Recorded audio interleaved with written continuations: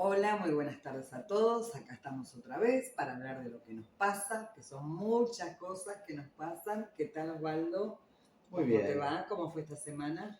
muy bien, Miriam, muy bien. Uy, hablando de esta semana, ¿no? Porque la verdad que hoy nos tocaba, íbamos a hablar de la segunda parte de las emociones, pero en virtud de los hechos que están aconteciendo aquí en Argentina, algo que creo que estamos casi todos, ¿no? Muy prendidos a la pantalla del televisor, viendo esta cuestión de el abuso a los menores, la trata de blancas, etcétera, hemos decidido hablar de este tema, ¿no? Ameritaba cambiar y charlar un poco de esto que, si bien mucho no podemos hacer, pero en nuestro lugar de persona de bien o de ciudadano, a ver cómo podemos, de qué punto podemos estar alerta o ayudar en algo eh, para bien de todos, no solo de nuestros hijos, sino que del vecino, nuestros nietos.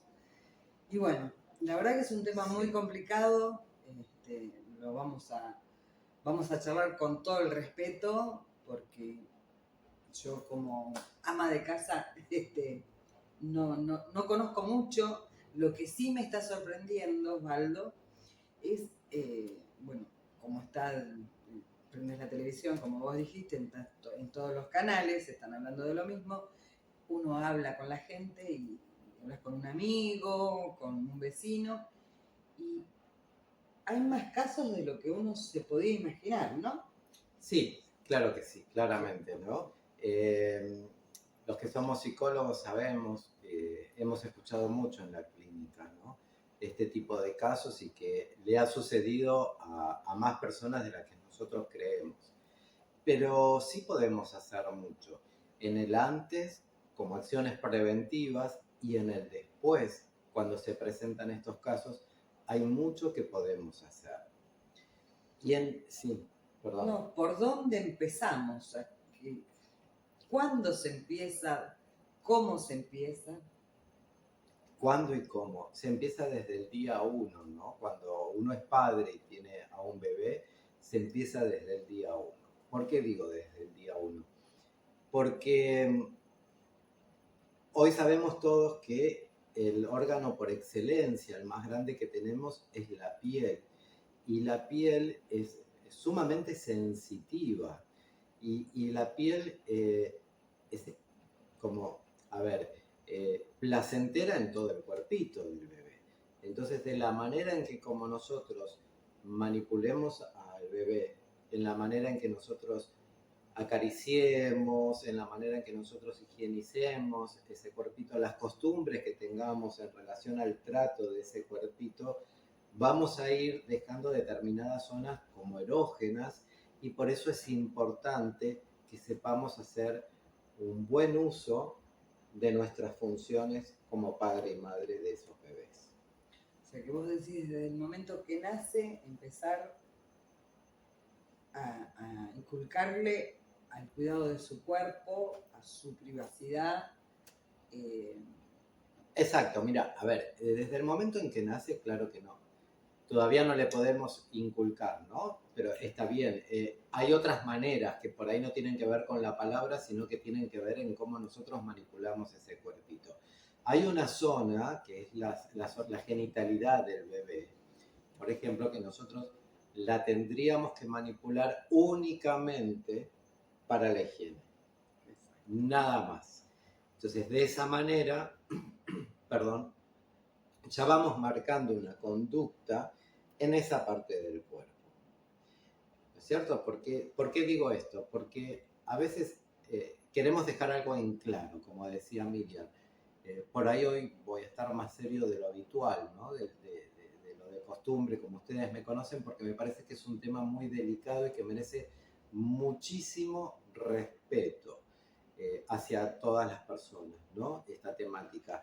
Y sabemos desde el vamos que no hay un padre que manipule anticipatoriamente al cuerpito del bebé con malas intenciones, excepto que sea perverso. Que después vamos a hablar de esto.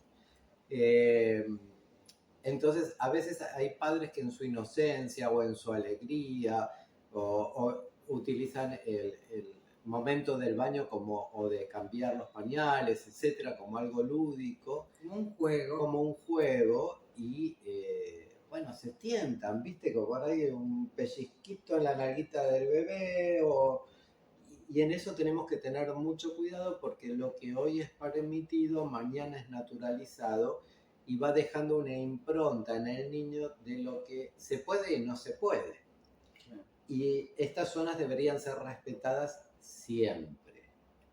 Porque, repito, ¿no? Por ahí voy a ser repetitivo en estas temáticas, pero por ejemplo, si nosotros al bebé lo acostumbramos a tocarle la colita, a darle pellizquitos, y esto es un hábito en el día a día y en los miembros de la familia, se naturaliza, exactamente. Entonces, ¿cuál sería la diferencia de que se lo haga o yo padre, o vos madre, o el tío o el abuelo con un extraño? Ninguna. Pasa que, por ejemplo, los piquitos, ¿viste? Esos padres que se dan piquitos con los hijos en la boca. Esas son conductas que están determinadas para la pareja, no para los hijos. Por más que sea tierno, dulce y cariñoso, piénsenlo de esta manera, ¿no? Si nosotros vamos a darle piquitos a los niños y lo estamos acostumbrando a que esto es algo normal y natural, ¿qué diferencia va a haber cuando se lo pida a un tercero? Sí, o va al jardín y el nene hace lo mismo, porque se acostumbra. Las actitudes que uno tiene en la casa las lleva después a otro lugar, sobre todo el jardín, vamos, en el principio, ¿no? Bueno, claro, los chicos repiten, ¿no? Hay una regla de 3 simple en psicología que dice lo que el niño sufre como pasivo lo repite en activo. Porque estas situaciones, obviamente, a ver, vamos a hacer un paréntesis acá. El niño no tiene intenciones sexuales, pero sí empieza a sentir en esas conductas, en esos toqueteos, en esos juegos, placer. No solo placer en el cuerpo por lo recibido, sino también ese placer de juego que le instala el otro, en el compartir con el otro, lo naturaliza y no solo lo va a querer repetir con el padre o la madre, sino en otras instancias y en otros contextos, como es algo normal que a él le genera placer, claro, y es un modo vincular con el otro, lo va a hacer con otros niños, o si está pobrecito, ¿no?, presa de un adulto perverso, lo va a permitir como algo lícito. Claro. Y en esto, bueno, escuchemos un poquito lo que nos moviliza a hablar de esta temática. Tiene que ver con el caso de este chico Lucas, ¿no?, que está en todos los canales de televisión contando cómo él fue abusado desde muy niño. Y fíjense que esto que les estoy diciendo es algo que él mismo lo relata en su discurso, que ya desde el padrastro lo abusaba desde muy pequeño y él lo vivía como algo normal, que era parte del afecto, del cariño, que de esta manera iba a conseguir atención, cariños del adulto, cuidado, etc. Lo naturalizó, lo llevó a otras personas adultas. Claro, de hecho lo denuncia cuando después de grande, que se da cuenta lo que le había pasado en su infancia. Claro, porque al principio era natural. Y no solo que es natural, sino que es tan natural como comer, como irse a dormir, como lavarse los dientes. Es parte del día a día, de lo cotidiano, de un modo vincular afectuoso que tiene con el otro. Pero no entiende lo que está sucediendo. Lo resignifica en la adultez. Exacto. Y por eso sepamos nosotros que siempre, por más que un niño que ha naturalizado estas conductas las quiera reproducir con un adulto, es el adulto el que pone el límite. Y esta es la diferencia entre lo normal y lo perverso. El perverso se aprovecha de esa situación. El normal no. Siempre va a poner un límite. Por más que el menor tenga experiencia sexual, esté sexualizado, etc. Esta es la diferencia de tener una conducta sana, una moral, una ética sana o pervertida. Sí, me quedé pensando, me contaste que, por ejemplo, cuando uno está familiarizado al toqueteo o al besito y todo eso, que después se hace como una costumbre, ¿qué pasa en esos hogares donde de repente la casa es chiquita y son 4 o 5 viviendo juntos? Y bueno, están todos durmiendo juntos, los padres, la cuna al lado, el baño, comparten el baño. Eso bien no está, ya lo sabemos, pero No te confundas. Mira, no está ni bien ni mal. Sí respetamos y cuidamos la intimidad de los adultos. Porque uno puede tener una familia hasta de 20 personas conviviendo en dos ambientes y utilizando un baño. Pero lo privado es privado. Ahora, si nosotros, porque tengamos un ambiente y están los niños durmiendo en el mismo ambiente, creemos que porque los chicos están durmiendo tenemos permiso para tener relaciones sexuales, por más cuidadosos y silenciosos que seamos, no siempre los niños están durmiendo. No siempre o todos los niños están durmiendo. Hay algo del oído y de lo visto, haya luz o no, porque esto puede ser visto y oído o solamente oído, que el chico no lo comprende, pero empieza como a acostumbrarse a esas situaciones que pueden disparar muchas fantasías en su cabecita que el día de mañana pueden tener serias consecuencias, ¿no? Nunca sabemos a dónde puede disparar, pero sí puede generar conductas traumáticas. perfecto. Lo mismo con la desnudez, ¿no? Claro, a eso también me refería, porque compartimos el baño y sale mamá, el papá anda desnudo por la casa porque quiere estar cómodo, entonces también surgen esas cosas. Mira, generalmente un padre no está desnudo o una madre no está desnuda transitando por todos los ambientes de la casa, pero hay costumbres Pero que yo conozco algunos gente padres que tienen. los padres bañan a los hijos y se ponen todos en la Bueno, pero bañadera. esa es otra temática, ¿no? Una cosa es transitar desnudos por los ambientes de la casa y otra cosa es aprovechar tiempos o momentos de yo me baño y me baño con el chico, porque el chico total es chiquito y no entiende, es un bebé, tiene 2, 3 años y no entiende lo que está sucediendo. No, no es así. Claramente que no entiende con fines sexuales, pero la curiosidad está ahí.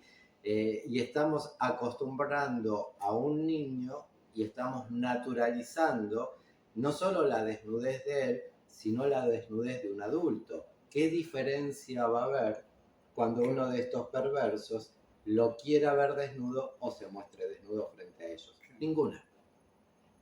Entonces, no importa, uno puede tener 10 ambientes o un ambiente. Lo que tenemos que tener en claro es que las conductas adultas son privadas.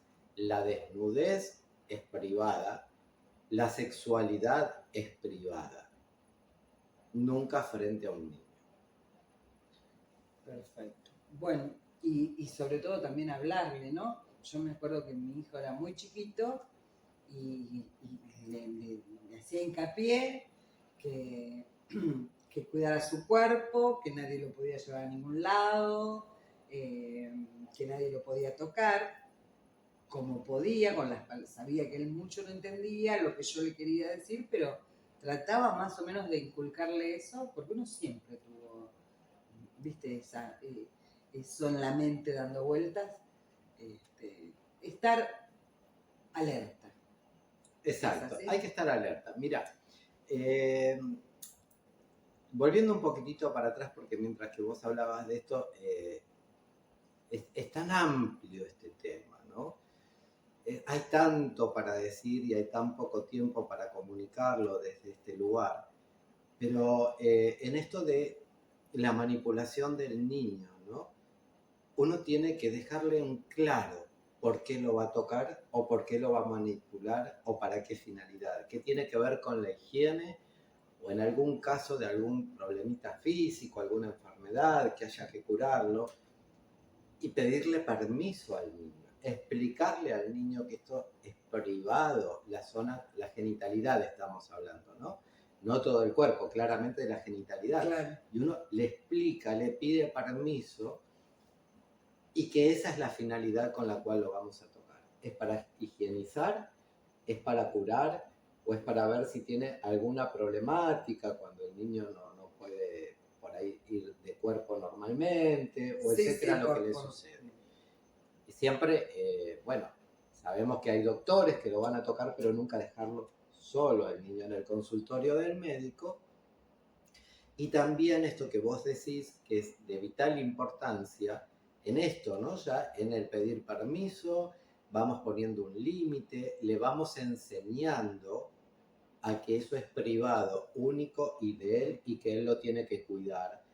Y a medida que va creciendo, también irle explicando, ¿no? El por qué no, porque nadie más. Y a medida que va creciendo, uno va introduciendo la sexualidad de acuerdo a la edad que tenga el niño. Y para esto, si no saben cómo hacerlo, la verdad que hoy en día en YouTube, en Google, siempre fíjense que sea una fuente fidedigna, que haya un respaldo de un profesional o de una página, ¿no?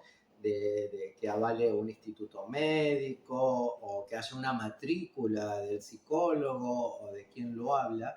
Tienen muchísima información, si no saben cómo hacerlo, para aprender a cómo abordarlo y a todas las edades de los niños.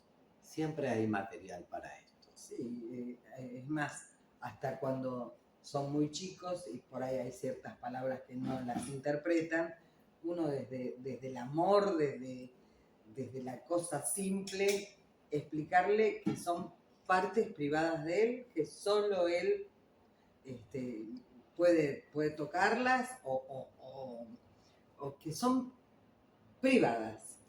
Exactamente, son privadas, Sí. ¿no? Y es mamá, papá, un médico con la presencia de mamá o de papá. O también, a ver, siempre puede haber un tercero que cuide, ¿no? Porque a veces los padres se van a trabajar y hay una abuela, alguien de confianza, de mucha confianza en la familia, son las personas que... Y tengamos siempre un diálogo abierto con los niños. Los niños, no importa la edad que tengan, no importa que el niño ya haya adquirido la simbolización del lenguaje, ¿no? Que pueda hablar o no. Siempre el niño habla con su conducta. Lo que vive como pasivo lo representa como activo. ¿Y cómo lo representa? En el juego, en el autotoqueteo, en la curiosidad, ¿no? Porque replican estas conductas con otros adultos. Claro, quizás no lo pueden expresar con palabras, pero lo sí representan en el comportamiento, en el juego con hechos. ¿Sí? Bueno, ahora vayamos del otro lado. Perdón, ¿no? No nos asustemos frente a esto. No corrijamos si vemos a un niño que de repente, de la nada, que uno nunca le enseñó a tocar partes privadas, un día viene y toca una parte privada de un familiar, de un padre. No retemos, porque esos son los alertas. No castiguemos a la víctima, claro, sino que tengamos, a ver, ahí como un interrogatorio amoroso para poder saber por qué nuestro niño, que nunca antes hizo esto y que no lo aprendió en casa, llegó a tener este tipo de conductas. Sí, porque muchas veces pasan que terminan no creyéndole o retándolos, entonces más miedo te da en contarlo, ¿no? Por eso pasa que, por ejemplo, lo denuncian muchos años después. Exacto, exacto. Porque bueno, como bien dijimos al principio, los chicos no entienden, no saben, pero todo queda registrado en la conciencia o en el inconsciente. Y de adultos resignifican. Claro, mira, estaba pensando, dejemos de lado a la víctima y vayamos victimario. al victimario, que tiene o la actitud de muy servicial, de muy amigo, o voy por el lado, haceme caso en lo que te digo, porque si no le cuento a tu mamá. Claro, bueno, ahí ya estamos. Espera, yo voy a ir un pasito más para atrás, chiquitito. Voy más para adelante. Sí, porque una de las características que tienen estos perversos, porque son perversos, y el hecho de que sean perversos no quiere decir que estén enfermos y que no tengan conciencia de lo que hacen. Sí la tienen, sí saben lo que hacen. Por eso lo hacen a ocultas, lo hacen a escondidas y tienen sus artimañas y su plan trazado. O sea, no son enfermos desde este punto de vista. Tienen plena conciencia y sabiduría de lo que hacen. Entonces, dentro de una característica muy importante de esta gente es que son sumamente atractivos y amorosos en su forma de ser. Porque piensan que tienen que ganar la confianza de mamá, de papá, de toda la familia, no solo la del niño. Ahí va la segunda parte que decíamos. Claro, a eso. Entonces, primariamente, para poder tener al niño apartado a solas, ya como presa y víctima, Sí. tuvieron que ganarse la confianza de ese núcleo familiar primario. Pero a veces también pasa que son muy familiares, muy cercanos. A veces no. En el 99,9%, pero no estamos hablando de una violación. La violación es un acto casual y repentino. Estamos hablando de un abuso. Llegar a abusar a un niño lleva un tiempo de preparación. No solo en la víctima, primeramente en la familia. Son personas que pertenecen al núcleo más íntimo y más privado de esta familia. Sean familiares consanguíneos o no. A veces esto tiene que ver con esos amigos de toda la vida que los llamamos tíos, ¿no? Pero son personas que están muy ligadas a nuestro núcleo y a nuestro entorno familiar. Y muchas veces también, aunque no lo puedan creer, hay padres que lo hacen. Abuelos, tíos, primos, ¿no? de nuestro hijo que tienen una edad más adulta, más que bueno, que más allá no vamos a entrar en el por qué lo hacen, pero sepan que tenemos que tener siempre la mirada puesta en nuestros hijos. Siempre. Bueno, puede ser que sean muy, muy cariñosos, como vos dijiste, o la parte... Claro, sí, perdón. Portate bien, haz esto, si no, Claro, te estás portando mal, hacerlo sentir culpable al otro, a la víctima, ¿no? Bueno, claro, ahí está la pregunta inicial que habías hecho, perdóname que me olvidé de responderla, pero sí tiene que ver con esto, ¿no? Ellos, de acuerdo a la edad del niño, ¿no? Ellos o pueden ir desde un lugar sumamente amoroso con la víctima, de resaltarlos como que la relación que ellos tienen es privilegiada, está por encima de todo el mundo, que son su o sobrino, o nieto, o hijo favorito, lo predilecto, etc.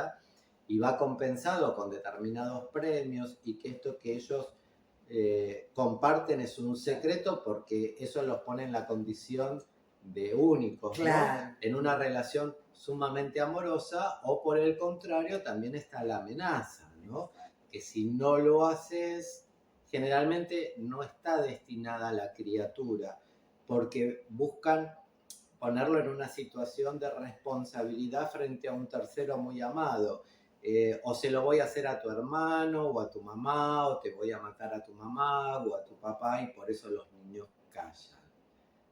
¿Sí? Pero sepan que estas cosas, este es el modo operandus que tienen estos perversos.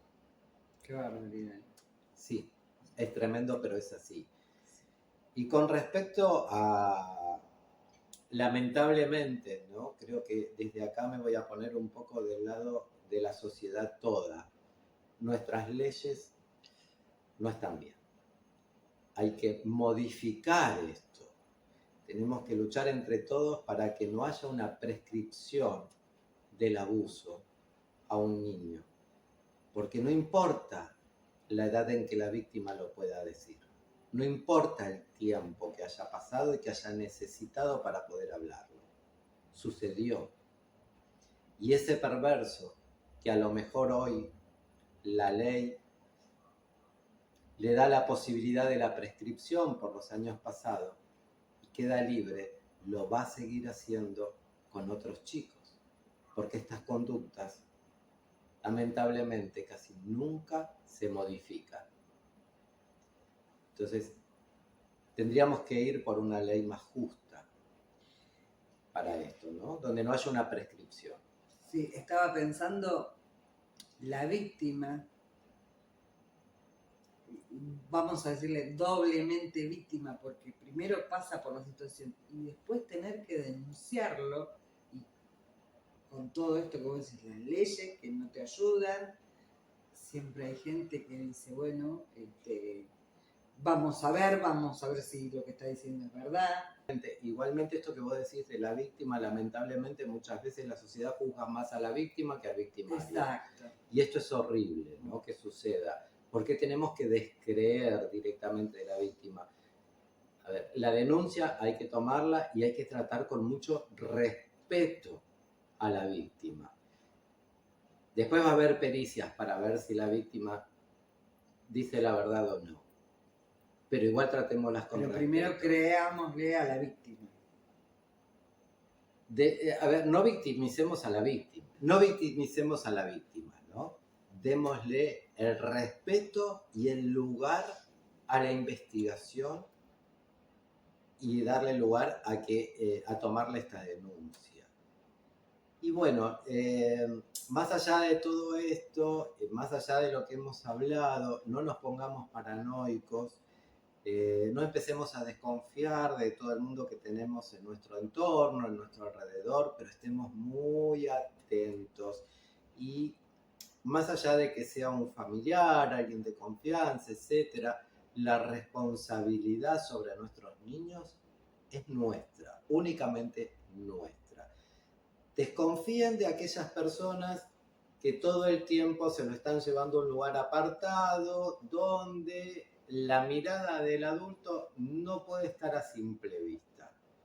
¿No es cierto? Si hay un familiar, un amigo de la familia íntimo, etcétera, que quiere jugar con nuestros niños, es lícito, pero siempre en un lugar donde nosotros tengamos fácilmente acceso a la mirada y ver lo que está sucediendo ahí. Y sobre todo... Puertas abiertas siempre. Y sobre todo hablarle a los chicos, explicarle. El diálogo y observar es fundamental. Sí. Explicarle que es algo personal de ellos. Exacto. Nunca sancionemos, nunca retemos, nunca tratemos de mentiroso al niño. No temamos enfrentar estas situaciones. Siempre démosles el espacio para que hablen y si hablaron, acudamos urgente a un profesional especializado, como somos los psicólogos, para tratar estas temáticas y poder ver lo que está sucediendo. Tanto a un psicólogo, también como a un médico pediatra, si vemos alguna anomalía, ¿no? En el cuerpito del bebé, alguna picazón extraña, alguna marquita en la genitalidad, algún sangrado, lo que fuera. O alguna actitud. Lógicamente. Bueno, Osvaldo, es todo por hoy, porque se nos va a hacer muy largo. Esperemos que... Bueno, esperemos que les haya gustado. Sabemos de que hay muchos interrogantes, hay mucho más para decir, pero el tiempo es acotado. Déjanos por escrito lo que quieras, sugerencias, dudas, preguntas, etc. Gracias por escucharnos, porque lo hemos hecho con mucho respeto y con mucho amor. Sí. Y nuestra idea es dar herramientas para prevenir que esto suceda, ¿no? Y educar correctamente a nuestros niños. Si te gustó el video, danos like, suscríbete. Desde su profesión, su granito de arena. Y yo, desde Doña Rosa, Doña Miriam, preguntar y buscar la explicación a todo esto que se escapa a nuestra mente, ¿no? A el buen sentido que tenemos que tener todos. Bueno. Chau, Chau, chau. hasta el domingo que viene y bueno, los esperamos el próximo domingo. Gracias, chau, chau. Chau, chau.